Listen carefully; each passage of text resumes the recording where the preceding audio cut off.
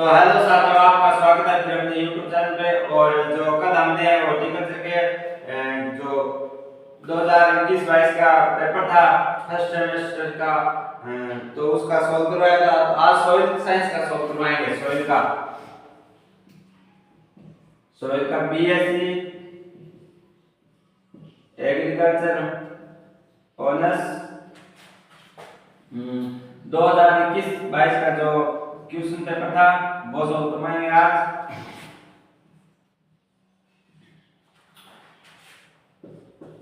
इसका part number A और B करवाएंगे। सी और डी दोनों टाइप में है तो वो नहीं करवा सकते हैं। अगर आप फिर भी बोलोगे कि सर करो तो हम कोशिश करेंगे उसमें कुछ कंटेंट आपको देने के लिए, शॉर्ट में कंटेंट कर सकते हैं उसके लिए। तो क्वेश्चन नंबर 1 क्या आया था? सॉइल साइंस का हॉर्टिकल्चर का हमने सॉल्व करा दिया, आपने देखा होगा। पहला क्वेश्चन था प्राथमिक व द्वितीयक कणों की क्रमबद्धता को कहते हैं, मृदा संरचना कहते हैं उसे। क्वेश्चन नंबर 1 था प्राथमिक एवं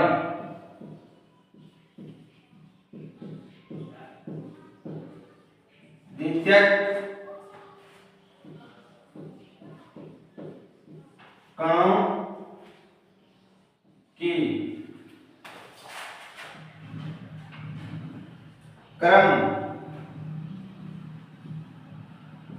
क्रमबद्धता को कहते हैं।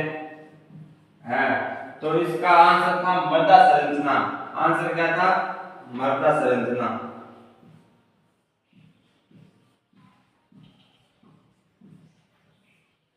क्वेश्चन नंबर 2 प्राथमिक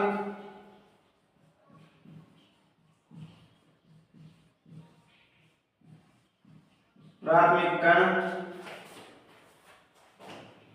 प्राथमिक मृदा कण का सापेक्ष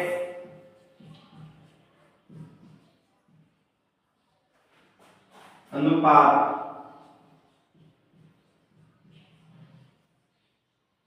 कहलाता है।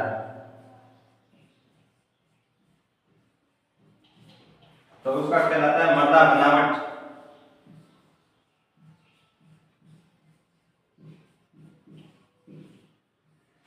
क्वेश्चन नंबर का प्राथमिक प्राइमरी एंड सेकेंडरी कणों की क्रमबद्धता को कहते हैं, तो उसको कहते हैं मृदा संरचना। क्वेश्चन नंबर 2 था प्राइमरी सॉइल कण का सापेक्ष अनुपात कहलाता है, तो मृदा बनावट कहलाता है।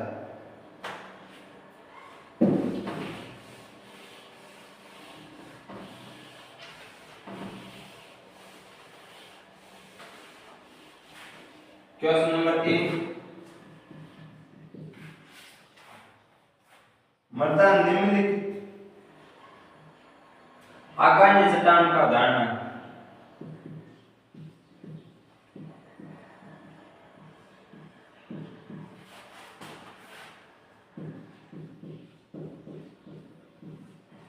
तो उसके अंदर निम्नलिखित में से आगामी चट्टान का उदाहरण है। तो इसमें आया था ग्रेनाइट, बेसाल्ट,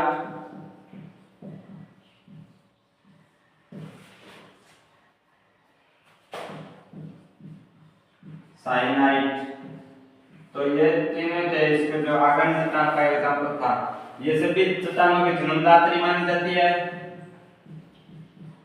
जन्मदात्री चट्टान है। और लगभग चट्टानों के अंदर 95% चट्टान जो संख्या है वो आगामी चट्टान के, और आगामी चट्टान के एग्जांपल ग्रेनाइट, बेसाल्ट,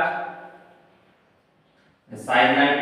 तो आप इसका याद रख सकते हो आगामी चट्टान का कौन से एग्जांपल है। तो जिसके अंदर नाइट आता है, इसके नाइट आ गया, इसका नाइट आ गया, तो इसे आप ट्रिक्स बना सकते हो अपने आप से। क्वेश्चन नंबर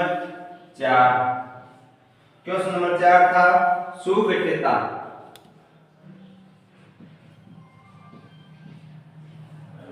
सुगठिता और चिकनापन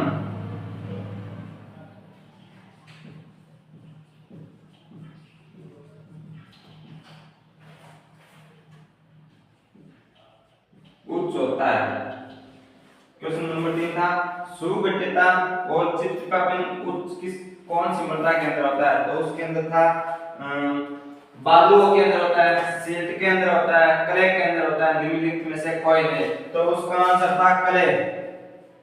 क्ले जो सॉइल है उसके अंदर चिकनापन अधिक होता है। क्यों?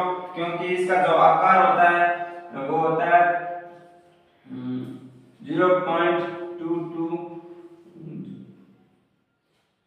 0.002 से कम होता है इसका आकार, तो इसके अंदर चिकनापन अधिक होता है। क्वेश्चन नंबर 5 पे लिख रहा देता हूं। उच्च पौधों के परिपेक्ष में मृदा का अध्ययन कहलाता है। तो उसका कहलाता है इडेफोलॉजी। इसका आंसर हो जाएगा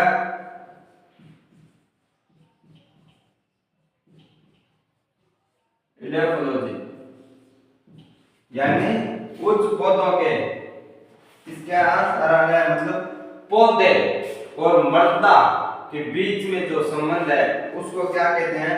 इडेफोलॉजी कहते हैं। यानी प्लांट के बारे में आ गया, प्लांट के बारे में आ गया। तो ये जो लॉजी शब्द आ गया तो ये ग्रीक वर्ड है। जो इडेफोलॉजी ग्रीक का है, पेडोलॉजी है। पेडोलॉजी के अंदर मृदा की उत्पत्ति, वर्गीकरण, उसका क्लासिफिकेशन के बारे में की जाती है। और इडेफोलॉजी के अंदर प्लांट शब्द आ गया तो इडेफोलॉजी।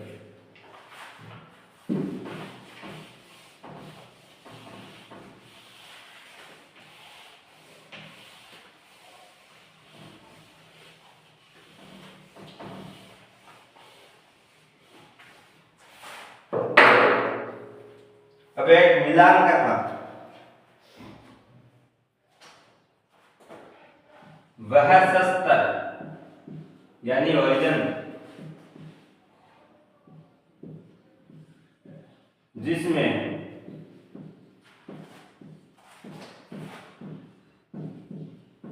सबसे ज्यादा हानि होती है वो ए शस्त्र के अंदर होती है। ए शस्त्र के अंदर सबसे ज्यादा हानि होती है।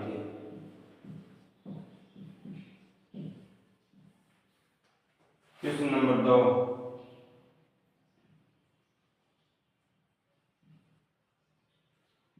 मृदा में CO2 पाई जाती है। मृदा के अंदर CO2 पाई जाती है 0.25 से लेकर 0.30, यानी ये वायुमंडल से अधिक पाई जाती है। इसके अंदर वायुमंडल से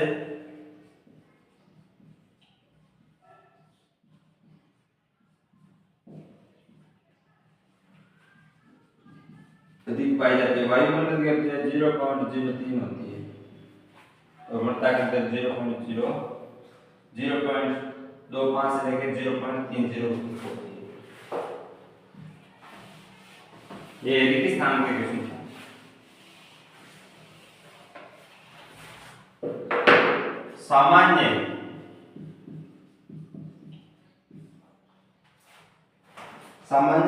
सामान्यतः रूप से मृदा का स्थूल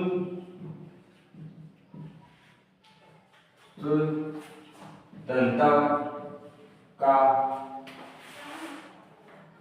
मान होता है। तो इसका होता है 1.33 ग्राम या सेंटीमीटर क्यूब भी होता है। और जो कण घनत्व का होता है वो होता है 268 ग्राम सेंटीमीटर क्यूब। ये कण का होता है, यानी ये तो होगा BD, ये होगा PD कभी चेंज नहीं होता, BD चेंज होता है।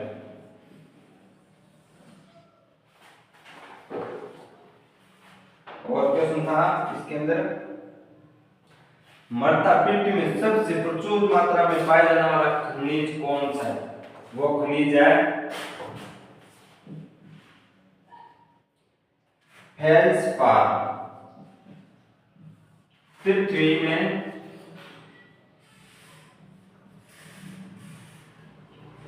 सबसे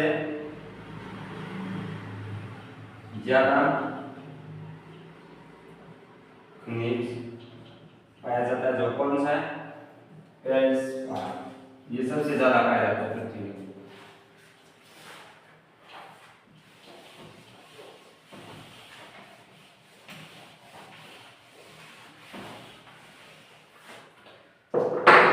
अब था एक मिलान का।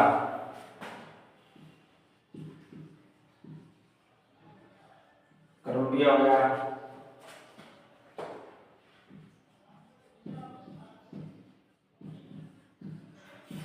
ओलिवाइन हो गया, क्रोमा हो गया,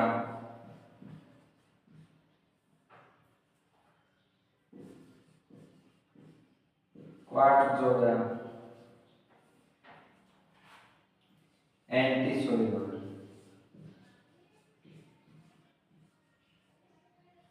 इसको मिलान करना था। कर्मी कृषि के अंदर जो सबसे उपजाऊ भूमि होती है ना, वो होती है कर्मी।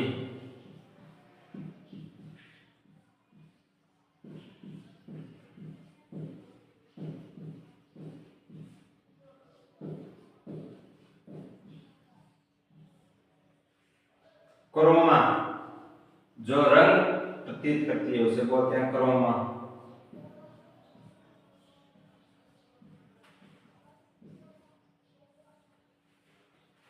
क्वार्ट्ज जो सबसे कठोर होता है।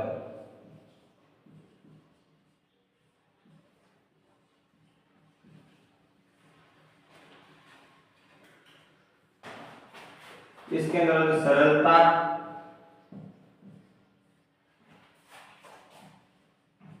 पूर्वक, अपक्षय,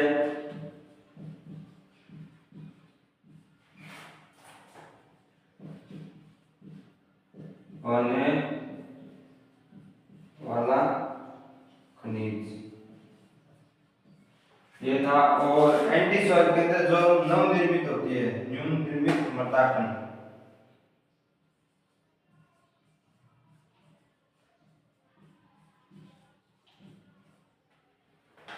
तो ये तो हो गए मिलान वाला हो गया, रेगिस्तान वाला हो गया और एबेसेडे वाले भी हो गए।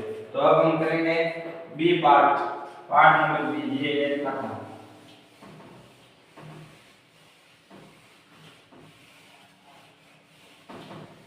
पार्ट नंबर बी का मैं आपको बहुत बता देता हूँ। इसके अंदर डेफिनेशन आई थी किस किस की, क्या होता है। तो पहला क्वेश्चन था मृदा कणाकार किसे कहते हैं? मृदा कणाकार, ये क्वेश्चन था मृदा कणाकार।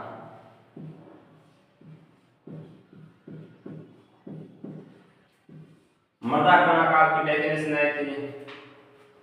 तो इसका मृदा में रेत, गाद, इसी रेतीली मृदा हो गई, गाद हो गई, चिकनी मृदा हो गई, कले हो गई, तो उसी को क्या बोलते हैं? मृदा कण। रेत हो गई, गाद हो गई, कले हो गई, इसी को क्या बोलते हैं? मृदा कणाकार बोलते हैं। क्वेश्चन नंबर 2 था जो मतलब था वर्णन। वर्णन मतलब हो गया यू, जो मृदा के अंदर रंग बताता है उसे बोलते हैं मृदा में रंग। जैसे मृदा का हो गया रेड हो गया, येलो हो गया, ब्लू हो गया, ये बताता है। क्वेश्चन इसके नंबर 3 था मृदा सुगठितता, यानी मृदा प्लास्टिसिटी। जैसे मृदा प्लास्टिसिटी कैसे सर आप पूछोगे, तो मृदा प्लास्टिसिटी मतलब कोई मटका बनाता है, तो अगर वो मिट्टी उसके अंदर नमी होगी, वो गीली होगी, तभी तो उसको वो ऐसे तोड़ मरोड़ के कुछ भी बना सकता है। जैसे वो कई बार मटका बनाता है तो कई बार उससे वो मतलब कुछ पीने के लिए गिलास बनाता है, ये चाय के लिए बनाता है तो उसे बोलते हैं मृदा प्लास्टिसिटी यानी मृदा सुगठितता। यानी मृदा को कौन सी भी आकृति दे सकता है घुमा के तोड़ के, उसे बोलते हैं मृदा सुगठितता। मृदा पीएच यानी मृदा की अम्लीयता क्षारीयता, उसे बोलते हैं मृदा पीएच। और पीएच का मान होता है 0 से लेकर 14 तक, उस पे माप होता है पीएच का। उसके बाद ह्यूमस। ह्यूमस होता है जो ये गहरे काले रंग का पदार्थ होता है, मतलब गहरे काले रंग का होता है मृदा। ह्यूमस गहरे काले रंग का होता है। और बसन सांद्रता कुल विनिमय क्षमता में क्षारीय आयनों की प्रतिशतता, उसे बोलते हैं मृदा। उसके बाद में आ गया मास फ्लो यानी पौधों की जड़ों के पोषक तत्व जल के साथ गमन होना। मृदा वायु यानी मृदा में रंध्रों में उपस्थित गैस होती है, उसे बोलते हैं मृदा रंध्रता यानी मृदा रंध्रता होती है, हो गया उसके अंदर। उसके बाद मृदा वायु, मृदा के रंध्रों में प्रेजेंट गैस, उसे बोलते हैं मृदा वायु। उसके बाद में हो गया आवरण। आवरण हो गया ठोस चट्टान के उपस्थित अपसे ढीला पदार्थ हो गया। उसके बाद में आ गया मृदा क्षारीयता, मृदा में क्षारों की दीनता की अवस्था। उसके बाद में आ गया मृदा जल प्रतिधारण, मृदा की जल को रोकने की क्षमता को क्या बोलते हैं, मृदा धारण क्षमता बोलते हैं। तो ये हो गया हमारा सॉइल का। और हम अभी लेके आएंगे हॉर्टिकल्चर का, हो गया सॉइल का, हो गया। अब हम एग्रो 1-1 और एग्रो 1-2 और एक्सटेंशन 1-1 और एक्सटेंशन 1-2 का भी आपको सॉल्व करवाएंगे ये क्वेश्चन। अगर वीडियो आपको अच्छा लगा तो लाइक एंड सब्सक्राइब करें। थैंक यू, धन्यवाद।